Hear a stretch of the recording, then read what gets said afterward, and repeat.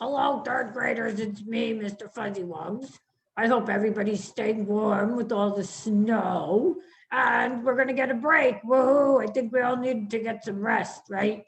But, anyways, I'm happy to be here. Happy to see you guys. And we're going to be having an internet safety lesson today. So, let me get Mrs. Erica, okay? Hang on a minute. Good morning. Hello, third graders. Welcome to our technology class. I can't believe this is week 22. Gosh, you guys need to stop growing up so fast. I can't take it anymore. Every time I see you guys, you're getting like taller and taller and taller and taller. I'm like, oh my gosh, I can't believe it. So yes, we have a break next week. Hopefully you guys will have some fun plans. I'm gonna actually have to remember, I have a little list of fun ideas to share with you guys of unplugged, tech-free activities that you can do at home.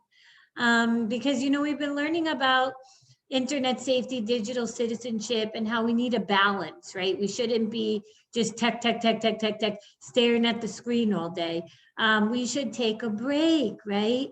And we should have time for tech-free activities, right? To grow your brain, use your imagination, and just take a break from the screen.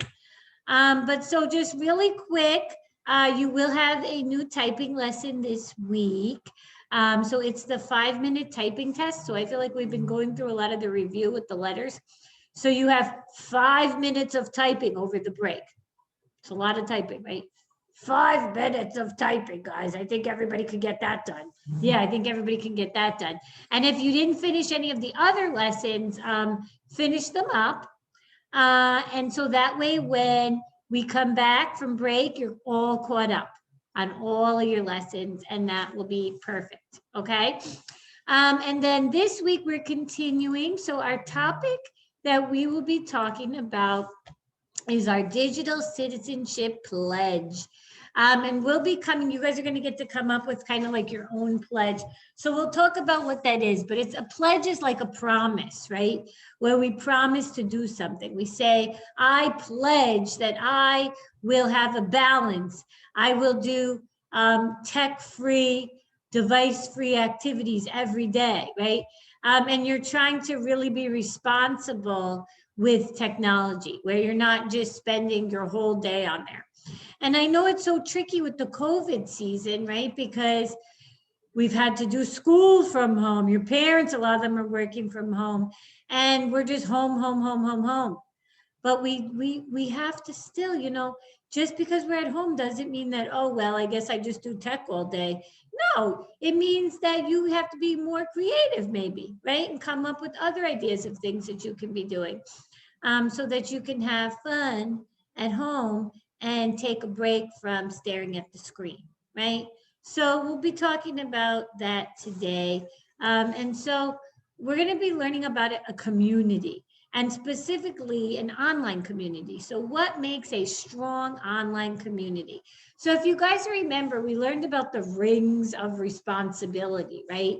So as a digital citizen, you're responsible to yourself, to your friends and family, and to the larger community, right? And so you have to really stop and think, you know, I'm responsible to the larger community, the way that I act online, what I do online. And so we'll be taking a look at that today and helping us when we're thinking about our pledge of how to make good choices and be a good digital citizen. So so when we think about community, so this is a good question. How would you describe the people where you live? Do most people know each other? So I want you to think about your neighborhood. So maybe you live in a building, maybe you live in a house, maybe you live in like an attached house or something. Do you know your neighbors? Like, are there other kids, families? Are there elderly people, working people, younger people? Like, who lives around you? That's kind of like your neighborhood community, right? And then when you think about here at school, right, we have a community here. Like, all of the kids in your class are part of your community, in the other classes, the teachers, even the families, right? And we make up a community. And so when we're part of a community, there's certain things that we do, right? We call them norms, like things that we follow. It's kind of like rules, I guess, but like, you know, how we respect each other, how we treat each other, and how we talk with each other, how we're acting. These are kind of things that we do to make sure that we're being a good part of the community that we're in. We care about other people, we help other people, right? And so I'm just trying to get you guys to see that the same thing is true with the online community, except the online community is even bigger because it can include people anywhere, right? Who are going, like say you're on it playing an online game or something. There could be people probably from other countries, right? So the online community can be pretty big. So a community is a group of people who share the same interests or goals. So, or they like are in, so like, for example, the community at PCA, we all go to the same school. We belong to the same school. The community you live in, well, you all just live in that neighborhood. You all chose to live there. If you're playing an online game, you all chose to play that game. You're interested in it, right? So then you're part of the community of whatever it is that you're part of, right? That you're active in, that you're participating in. So which classroom community, if you look at these pictures, would best reach everyone's shared goal of learning? So if you could see this, I know this picture is kind of like a little sketch, but you see the teacher up here at the board teaching something, and there's 2 kids looking, and there's maybe like 3 kids sitting and looking, and the rest of the kids look like they're running around, doing other things, playing. I don't even know what they're doing. But then we look at this picture, and the teacher's at the board teaching something. All of the kids are sitting nicely, and they're all looking at the board. So if we were to choose one of these and say, which of these communities do you think is actually learning something? Which of them would you say? What do you think, Mr. Fuzzy Wuzz? Definitely not number 1. It looks like maybe some kids are learning, but the rest of them are just like doing other things.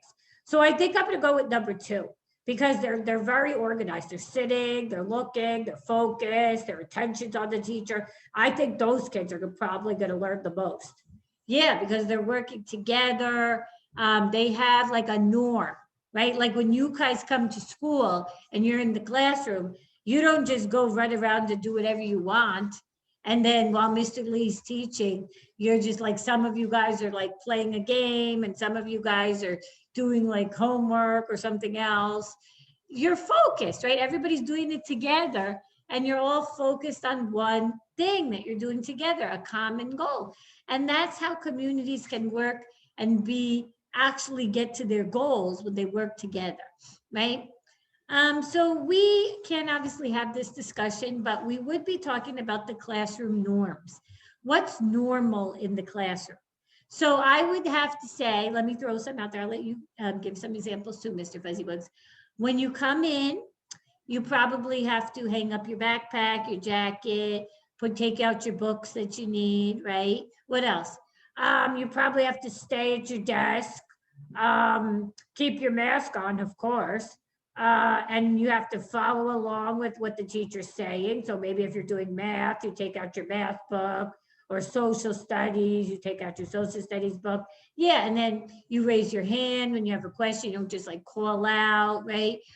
So there's certain norms that you follow in the classroom to make sure that everybody can work together as a community and learn, right? Because that's your goal. You're learning at school. And when you are online, there's same thing. There should be norms that we follow online to help us to stay safe, to have an enjoyable time. So we can't really do this activity. There's like a group activity, but I had to switch it a little bit since we're not together. So I'll tell you about it. You're going to work on it for your assignment this week. So you'll work on it yourself. But everybody knows what a digital citizen is, right? There's somebody who uses technology. They go online, they use devices, and they want to make sure that they're being responsible with that. So hang on a minute. Let me put on this little video that I want to show you guys, and then we'll talk about what you're going to work on.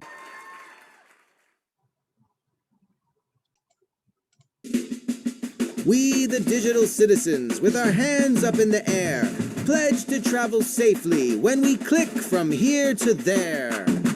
If you want to see the world, you don't always need a plane, a giant yellow school bus, or a noisy train. You just need the internet and something with a screen to see a different country or a pretty ocean scene. If you've ever seen a sloth or a pic of Auntie Sue, just go online and check them out. Remember what to do.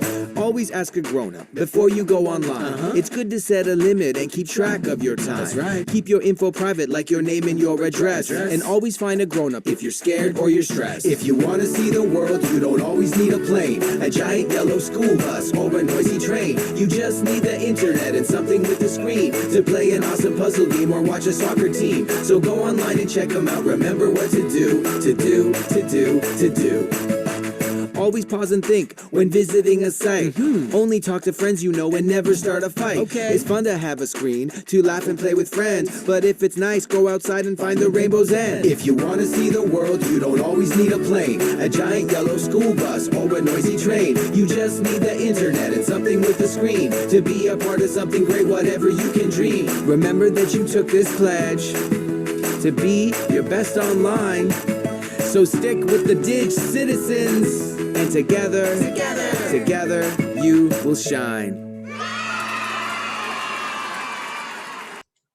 Okay, so let's talk about some norms now in an online community. So I'm going to go through some of these with you guys, and then you can fill in the chart for your homework.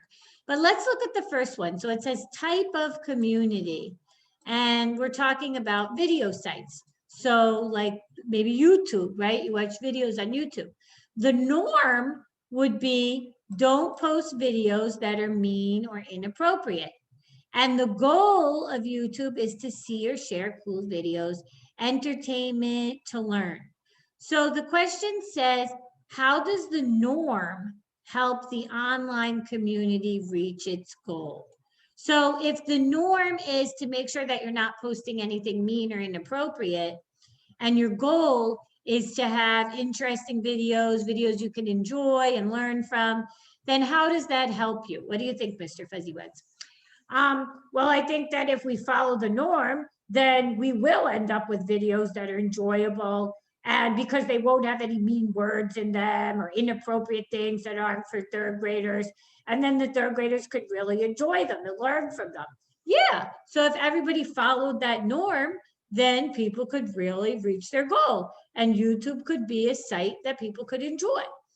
But as we know, that's not really the case, because there are a lot of people in the world who choose not to follow norms, right?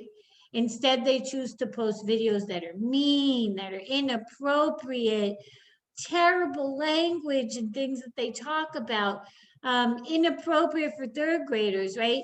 And people do this. But that's why we have to learn. We're teaching you guys so that when you are a part of the online community, you'll make sure that the things that you're doing are good, right? You're being a good digital citizen. And part of that is maybe blocking videos, not looking at things that don't meet the norm, right? That are inappropriate, that are mean. And you don't even want to participate in that. So let's look at the next one. Online games, Minecraft, Nickelodeon games. I know a lot of you guys play different ones. So the norm says, follow the rules of the game and don't cheat or grief other players. So pretty much that just means like that you're being mean, you're trying to get other players upset or angry at you by cheating or by using mean words. And the goal of online games should be to have fun, right? So again, thinking of the question, how would the norm help the online community reach their goal? Well, if everybody were actually following the rules and being nice with each other, then we could have fun with online games. And we wouldn't have to worry about having mean people in the games that are cheating or trying to make other people feel bad, putting them down, maybe even bullying online. We don't want people like that in the online games. Yeah. And so that goes for you guys, right? You want to make sure, how am I acting? How am I treating people when I play games with them online? And if you do come in contact with someone who is being a cyber bully, or they're being mean and they're cheating, you might need to block that person and say, you know, we're not going to play with you if this is how you're going to act in the game, because it's not meeting our goal to have fun. Instead, it's turning miserable and no one enjoys it, right? So you do have to learn how to say enough is enough if somebody isn't being nice in an online game, and making sure that you tell an adult and then they can block them. And so that way you don't have to have somebody like that, right? Okay, let's look at the next one. School apps like Schoolology, Google Class, right? When you're on Zoom, if you're on Zoom. So the norm would be don't post mean comments or make people feel bad, because the goal is to learn, right? So like if you're on Zoom and you're in the chat and one of your friends answers the question wrong, you're not going to type in the chat, I can't believe you got that wrong, like you're dumb or something like that. You make them feel bad. No, right? We wouldn't do that to somebody. And just like you wouldn't do that to somebody if you were sitting right next to them in the classroom, you shouldn't be doing that in the online classroom, right? Because we want to be able to have an enjoyable time learning online, right, Mr. Fuzzywugs? Absolutely. That's important that we treat each other well when we're in online school. We shouldn't be typing inappropriate comments or mean words or things. That's terrible. Yeah, that is terrible. So you guys can fill this out. And then the next part of your assignment is the pledge. So this is the fun part so I know I feel bad because like normally we would work on this together in class and we would have a big poster and we would all sign it. But I'm going to have you guys come up with your own. So I want you to come up with one norm for how you should act towards others when you're online. Write it on the page below and then pledge to follow it by signing your name. So you could start with any of these words, like when we share with others online, when we respond to others, when we work with others, when we play with others. You could choose one of those. You could make up your own. Come up with a pledge, write it. You could type it in, and then you're going to sign your name, right? Because that's what we do. When we sign our name to a pledge, we are saying, I pledge, I promise to follow the pledge when I'm online, right?